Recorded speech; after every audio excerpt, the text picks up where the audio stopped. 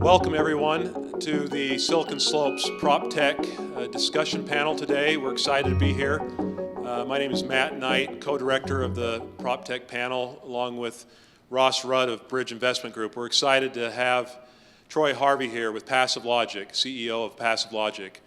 And they're a local company here in Utah, and so we're looking forward to visiting with Troy today. Welcome, Troy. Thanks for coming. Yeah, thanks for inviting me.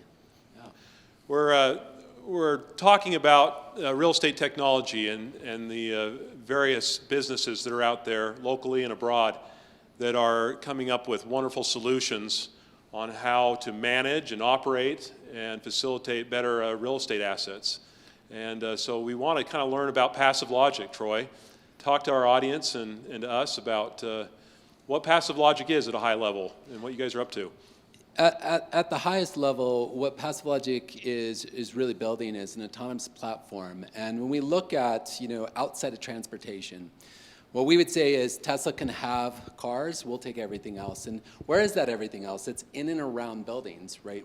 Buildings really are these containers for economy. And we think about the building business, and the building business, really has this big long arc. It goes from the design, the build, operate, maintain, and manage.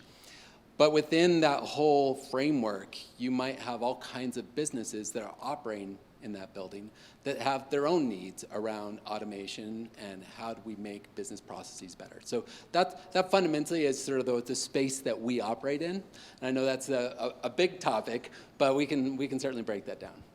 And what got you excited about real estate technology, and what got you into it? Yeah, actually that's an interesting story.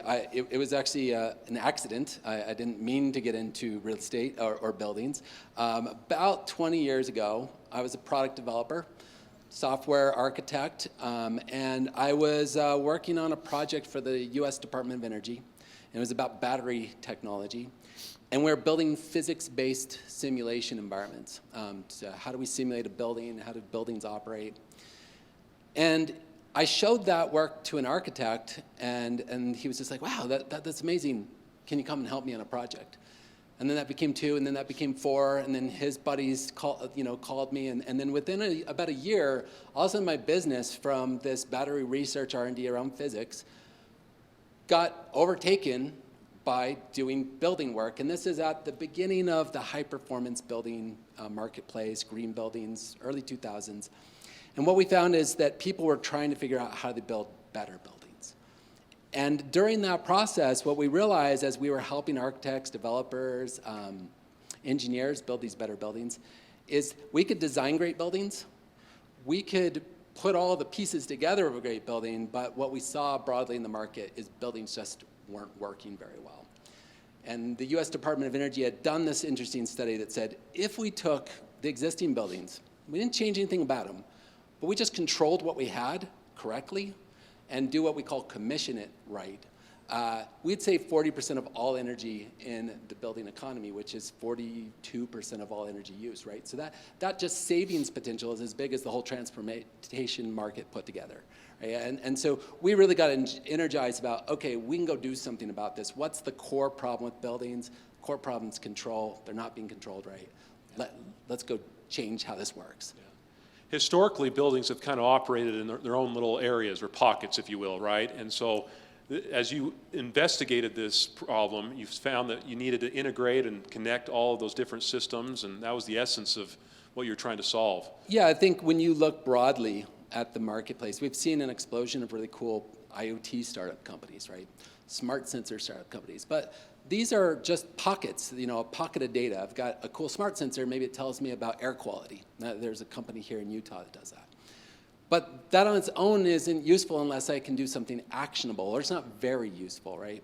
And how do we take all this work that people are doing in and around buildings and tie it together and then bring in that brain for buildings that can make action that does the things that we want out of buildings? And so that's right. That's the initiation of how do we bring all these different subsystems, all these different interests, whether it's controlling HVAC systems, controlling lighting systems, energy systems, manufacturing, process control. Maybe it's their energy storage. Maybe it's how our electric vehicles plug into that building, how we work with the utility companies, all these different factors of how do we get buildings to be these digital assets that are really platforms for all these services we want to plug into them. And is sustainability a big focus of your team? It sounds like since you're understanding everything that's going on in the building, how to optimize it. Talk to us a little bit about that. Well, so I think this is an interesting arc. So we started about 5 years ago, and our very first pitch to a venture capitalist, we realized we were burying that slide super deep. Anything about energy efficiency and sustainability, it was uncool at the time to talk about energy efficiency to venture. And that was okay because it actually reshaped our business model a bit because we were energy guys fundamentally. And what we realized was, most of the people in and around buildings, they're selling some kind of value proposition. If you buy X, I'm going to give you Y ROI. Well, that reshaped how we thought to be, I don't have to think in ROIs. I'm going to deliver something that has business value to you today on day one. You already feel like you won, and I don't have to convince you of an ROI like energy efficiency. But then wind the clock forward to the last year or two. I think I gauge it right at the year 2020 in January. There was also this giant shift, and everybody all of a sudden cared about climate. I think you had to set Australia on fire, and everybody's like, oh man, we better do something about this, right? And so now you see this big change of corporate strategy, investment strategy of how do we solve climate, and we were already there with this value proposition that was something we didn't talk about unless you cared. Now we can kind of bring it back to the top of the line items. Absolutely. It's been an interesting couple years for real estate, office, and other assets, obviously with the pandemic and other factors. Talk to us a little bit about what you've seen. I'm just curious from your vantage point since the pandemic hit and the things you've been planning and trying to execute. Yeah. How has that strategic roadmap maybe shifted a little bit, if at all? Well, it's interesting. It hasn't shifted as much as we expected. And I think that's to a couple of factors. One, we've built a platform that's meaningful across different asset classes. And I think this is important, and this comes up all the time in our conversations. People are like, well, are you for big buildings or small buildings, commercial buildings, multifamily, industrial? And it's like, well, they're all buildings, right? And what we say often is, asset classes, that's for real estate agents, but people are doing building automation. They just have projects, and they're all of them. And we have customers, they do everything from high-end residential to the biggest skyscrapers in New York, and that's one company, and they want one solution. So from our marketplace, given that, we just see these a little bit of shifts here and there, and that there's a change from market to market. I think here in Utah, for instance, commercial real estate right now is actually in pretty good shape. If I go to Europe, I just spent 2 weeks in Europe with some of our strategics there.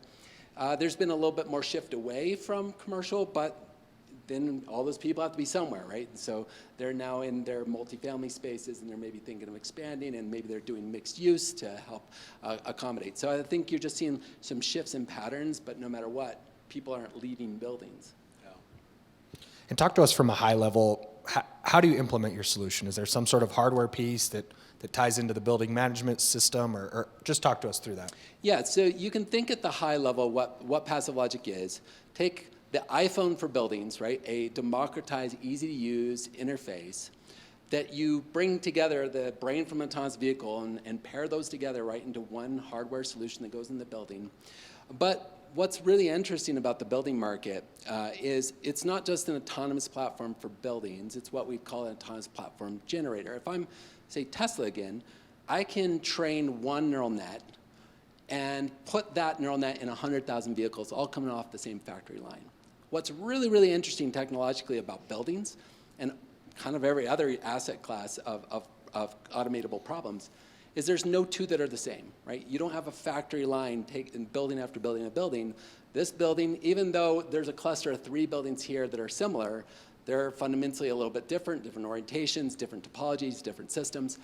And so we have this piece of software called Autonomy Studio that allows the average person to draw what their building looks like, where those sensors and IoT devices are in that building, and what the topology of the things they're controlling is, and what they're doing graphically, super simple, but behind the scenes, they're actually building their own custom autonomous platform, a custom neural net for that problem set. And so it's this really fascinating opportunity to say, how do we go from single-purpose autonomous systems to general-purpose autonomous system? And that actually goes well beyond even about buildings. It's a very general solution that we're starting to engage with strategics all over the map in terms of, do you have a manufacturing problem? Do you have, a process control problem, for instance? Great. Fascinating. And I've heard the term digital twin. Is that still relevant in terms of Absolutely. how that replicates a building? Explain a digital twin. Yeah, to us. so a digital twin, now, here's the thing, when you have an emergent word like digital twin, it can start to be a little murky depending on who's using it for what purpose, right?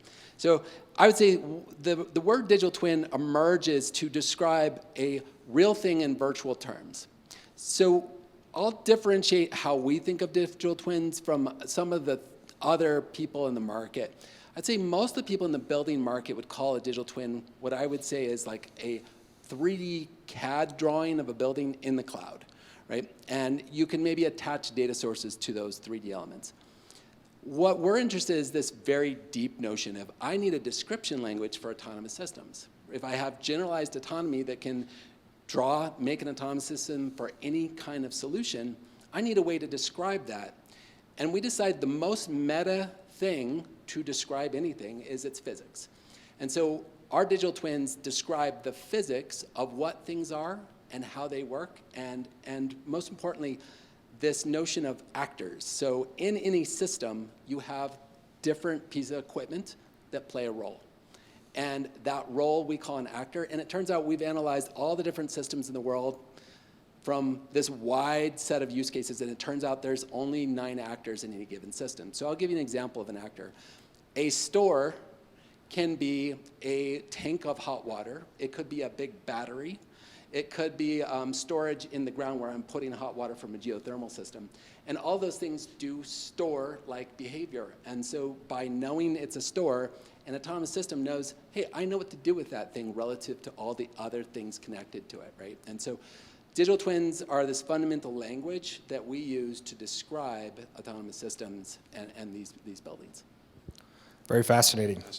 When you're looking at, say, a commercial office building, what sort of actionable data gets real estate owners, operators most excited? Is there a single, layer of data, or what are kind of the main data sets that the people There's see? so many Yeah, that there are. it Right. sounds like an input into Yeah, that. so what I think is most interesting, so at the far end of the spectrum of real estate owners, let's talk about industrial. So 10 years ago, these are your warehouses or server farms, your logistics centers, and they were being treated initially as, I've got a patch of dirt, I put the shell over real quick, and I rent it out to an Amazon, or I rent it out to maybe Walmart or whatever to use as this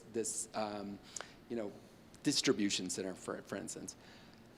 At the time, that would be what we call a triple N lease, which is, I've got the shell, I own it, I'm going to lease it to you. You're responsible for everything. You're responsible for the energy, you're responsible for the maintenance, everything's on you. But this creates an interesting dichotomy where nobody has the self-interest to invest, right?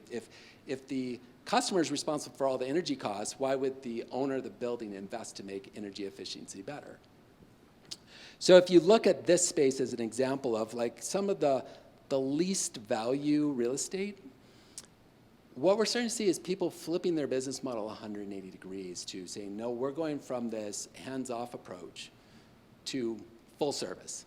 And we're going to do full service for a few reasons. The number one reason is, how do we add services to this building? Because if I look at, maybe my dirt is worth $30 a square foot per year, right? Well, how do the services that plug into that building might be worth 10x that, 20x that, 50, maybe 100x that, right, of all the services that plug into it. And I'm missing out on being able to deliver all those services. And it's not just me as the building owner. It's other startups, it's other corporates who are building SaaS services that they want to plug into a building, but there's no API for buildings, right? And so we provide that first high-level API for building. Here's the platform that makes your building go. You describe it with a digital twin. That digital twin provides a high-level API that you can navigate campus, building, floor, zone, sensor, all the variables in a sensor in a unified way, building to building to building, right? So that ability to make my building, which was dirt with a shell, into a digital asset capable of all these other services I can drive value out of is like the fundamental driver. The second one I'd say is climate today, which is different from that world 5 years ago. But those are the two things that we're seeing, really drive, like how do I get to the future of being a digital business, not just a real estate business. Fascinating. Interesting. Talk to us a little bit about the history of the company, kind of plans for the future, why Utah? Yeah, sure. Well, why Utah? We were based here to start with, but it was conversation 2 or 3 with my co-founders, like whatever VCs do or say, we're not moving. And every time we went out to Sand Hill Road, our joke was, and it was based on actual fact, we could get to Sand Hill Road from Salt Lake faster than somebody from the East Bay can get to Sand Hill Road. And it's literally true. We can get there in about an hour and a half, and it's really quick. And then we'd try to go to the East Bay, and we'd be stuck there for 2 hours in traffic, and we're like, we're not doing this, right? So, why Utah? Like, look, the lifestyle's great. We hire in people from all over the country. We're at the base of Big Cottonwood Canyon. We buy everybody a ski pass. They get the opportunity to go powder ski in the morning before they come in, and that's 25 minutes from the office, right? So that's irreplaceable. For me personally, I live in Brighton, so I live at 9,000 feet. I have 8 feet of snow in my house in February, and then I just, kind of glide downhill and end up at the office in 25 minutes. That's like a great commute. So there's no replacing that, like anywhere. And as far as team, what's fun at this stage. So we last year did our Series A. Right before Series A, we were about 12 people. Today we're 70 people. We just closed Series B. And by this time next year, we hope to be 150 people. And 85% of that is all here in Utah. We've had a very in-person, in-office focused company as a whole as we do this high innovation strategy. But we have people all around the world, from Australia to Vermont, that are bringing other kinds of skills into the company. Great. That's terrific. Troy, we're fascinated. PropTech, that term here in Utah, I think there's a handful of organizations that are really hyper-focused in it, PassiveLogic being one of them.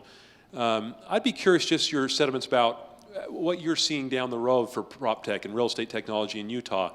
Is it going to be as explosive as the SaaS organizations here? I mean, do you sense that there's some advantages here in the Intermountain West and Salt Lake with real estate technology that you might not be able to find in other locations? Talk to me how you feel about this space and technology. Well, sort of back to talking about the investment market, I think it's instructive around the real estate space.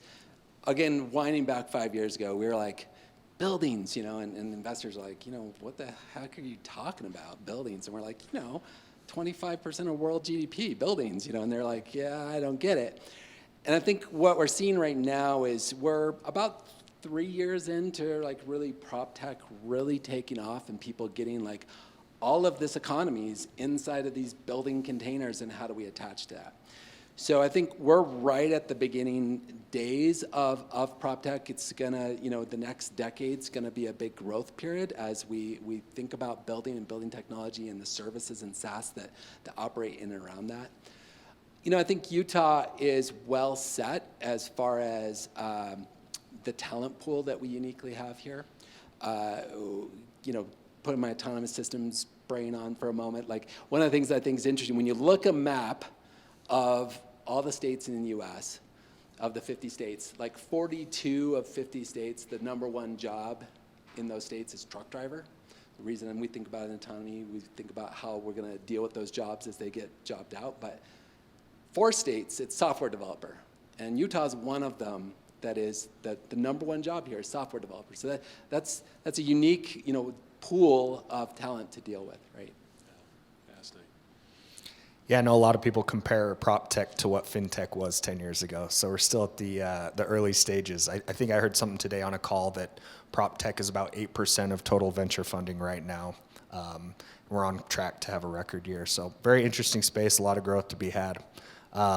Anything else you'd like to share with the Silicon Slopes community or the PropTech community to share about your company, or is there anything? Yeah, any secrets or anything?